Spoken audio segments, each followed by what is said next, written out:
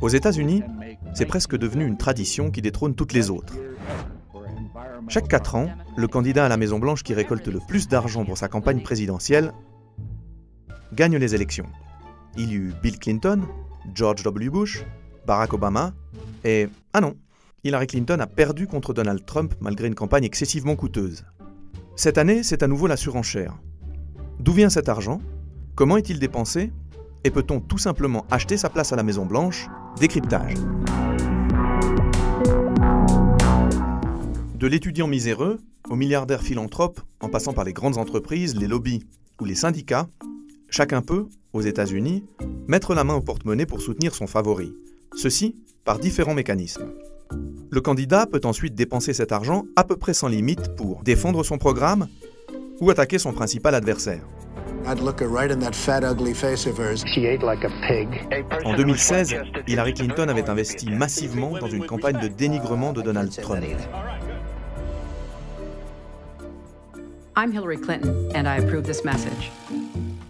Cette année, le milliardaire Michael Bloomberg, qui a promis d'autofinancer sa campagne, veut investir 100 millions de dollars dans des attaques frontales contre le président en place. Ce système, qui donne a priori un avantage aux plus riches ou aux amis des plus riches, pose un problème de conflit d'intérêts, surtout lorsque l'origine des fonds est opaque. L'exemple le plus fameux dans l'histoire récente, c'est bien sûr le Watergate. En 1972, Richard Nixon est candidat à sa réélection.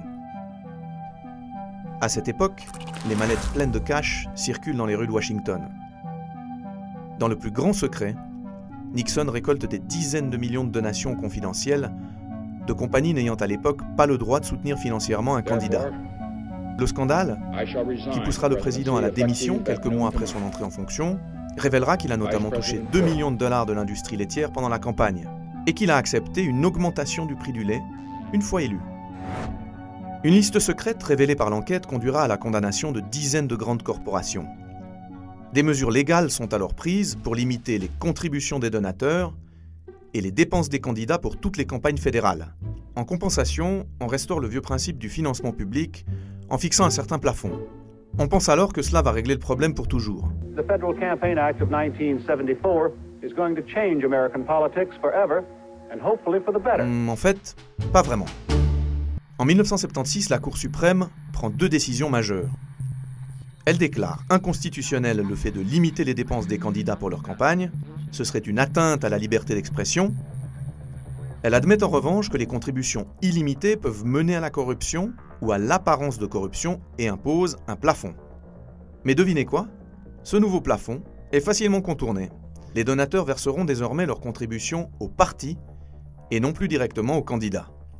C'est ce qu'on appelle la soft money. Un homme maîtrise cette pirouette mieux que personne et ne lésine pas sur les moyens pour convaincre les donateurs, c'est Bill Clinton. Durant son premier mandat, d'innombrables patrons, lobbyistes et célébrités défilent à la Maison-Blanche où ils sont accueillis dans la suite Lincoln. En 2002, on tente à nouveau de mieux encadrer les pratiques pour limiter l'influence des grandes entreprises. Mais 8 ans plus tard, la Cour suprême livre un nouveau verdict en faveur de la liberté d'expression. Les entreprises auront donc, et c'est toujours le cas aujourd'hui, 2 possibilités de soutenir financièrement un candidat. Par le biais des comités de soutien, le montant des dons y est illimité, mais l'identité des donateurs doit être rendue publique. Les responsables de ces comités sont souvent des amis ou d'anciens collaborateurs du candidat. Leur indépendance est donc fictive. Deuxième option, verser l'argent à des associations à but non lucratif. Le montant est illimité et l'identité du donateur est préservée.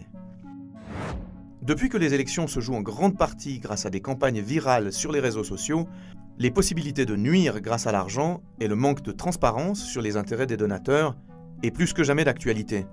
Comme l'a montré l'affaire Cambridge Analytica, qui a révélé le siphonnage de données de millions d'utilisateurs pour en dresser un profil psychologique et mieux cibler les publicités.